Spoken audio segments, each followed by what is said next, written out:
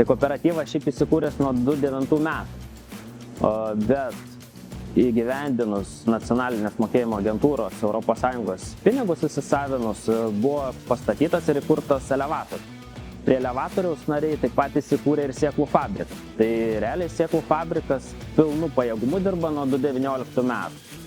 Tai sėklas ruošiam ne tik savo nariams ir savo ūkininkų poreikiams, bet didžiąją dalį sėklos kaip mūsų dideliam partneriui, tai ruošiam ir skandagrai. Tai šiandien dienai yra rugpjūčio 2 pusė ir šiais metais labai anksti prasidėjo sėklinio kviečių ruoša.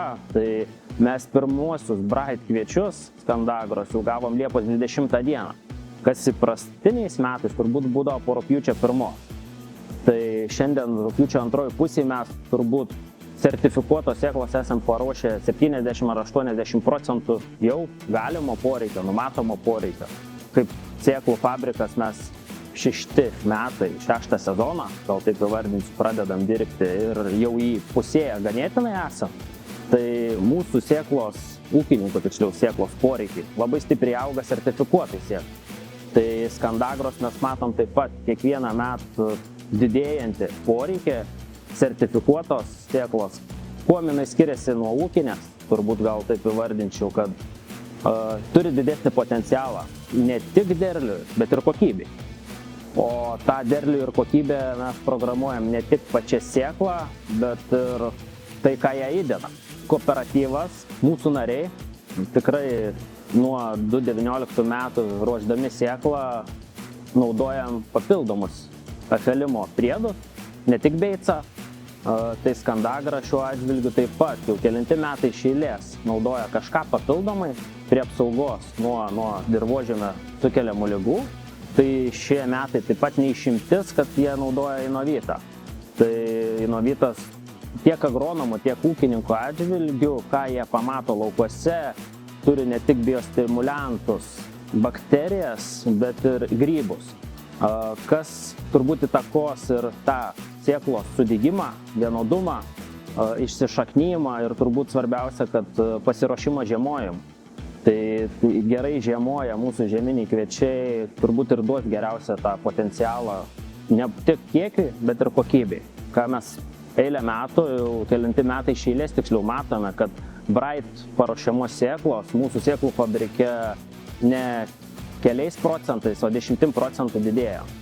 Kai mūsų sėklų fabrikas per metus sugeneruoja apie 5-6 tūkstančius tonų sėklos, tai šiais metais skandagros tai būtų apie 40-50% paruošiama vien Bright. Tai rinkoje jie tikrai pradeda lyderiauti ir turbūt ta sėkla matosi tarp ūkių, parodė neblogus rezultatus.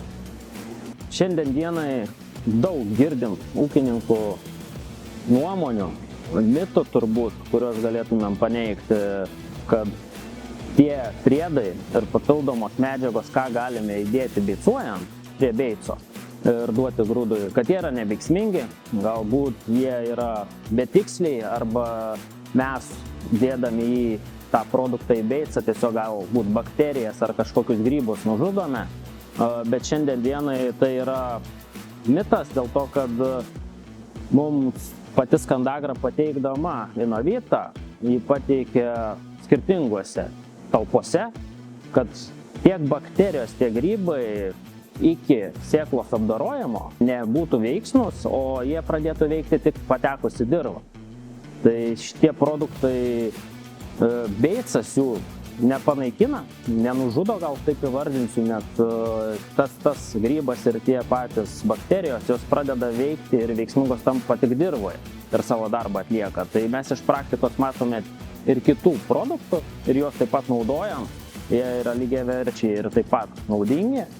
Tai mūsų nariai ir ūkininkai besiruošdami sėklą, tai jie taip pat mato tą naudą.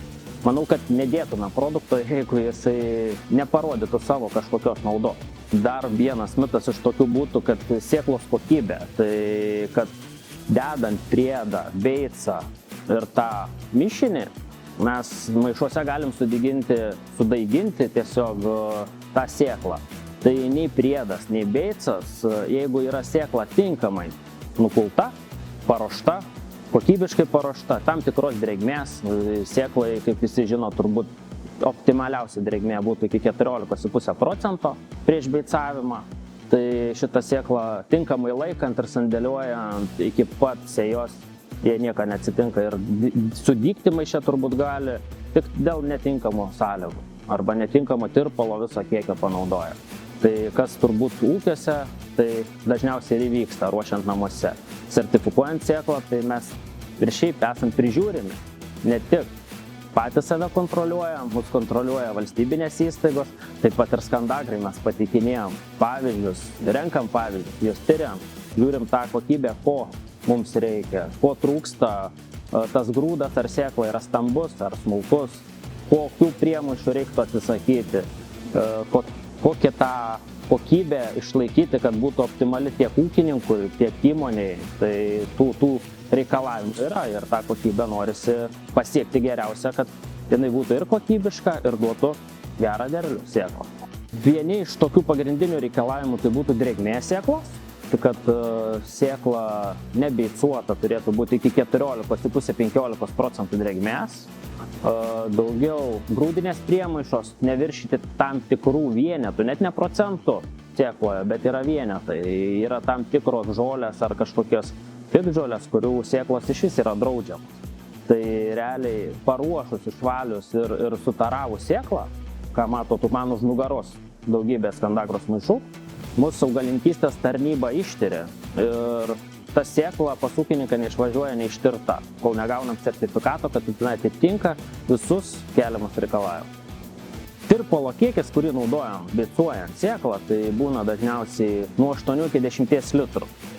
Praktikoje mes nesistengėme to tirpalo kiekio išdidinti, dažniausiai naudojam 8 litrus. Tai sudėdamoji dalis gausis 2 litrai beico žieminiam kviečiams, 1 litras biologinio ir bakterinio priedo, kaip inovito, ir likę turbūt 5 litrai yra vandens. Tai gaunasi, kad visas mišinio ir tirpalo kiekis sudaro 8 litrus, į kurį įeina tiek beicas, tiek vanduo, tiek priedas, kurį apvelinėjam sėklą.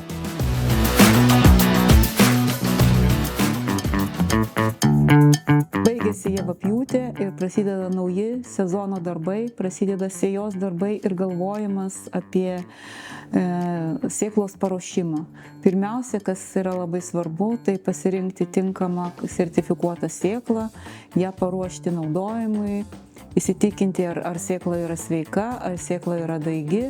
Ir paskutiniame etape, jau žinodami apie sėklos ligotumą, galim pradėti galvoti, kokius produktus mums reikia pasirinkti. Šiuo metu rinkoje siūloma tikrai įvairių ir cheminių augalų apsaugos produktų sėklos apdorojimų, bet taip pat girdime rekomendacijas ir apie naudojimą biologinius produktus. Lietuvoje javams kol kas biologinių augalų apsaugos produktų registruota nėra, bet kaip visada kartoju, tyrimų šiek tiek yra atliekama ir pas mus institutė, tačiau mastai turėtų būti didesni, kad mes turėtumėm rinkai, turėtų kompanijos platinančius tos produktus, turėtų biologinės poveikio produktų daugiau. Kas dar labai svarbu, kad planuojant sėklos apdorojimą, įvertinti sėklos ligotumą. Kiek sėkla ligota, aš jau minėjau, bet nepamirštant ir dirvožemio sveikatingumo. Nes mes vis dažniau susiduriam, kadangi gan dažnai į tą patį lauką grįžta javai, dažnai į tą patį lauką grįžta rapsai. Daugėja įvairių dirvos patogenų, kurie gali irgi atnešti tikrai didelę žalą. Todėl renkantis produktus labai svarbu įvertinti, ar jie yra efektyvūs nuo tų ligų sukėlėjų, kuriuos randam ant grūdų, ir nuo tų ligų sukėlėjų, kuriuos randame dirvoje.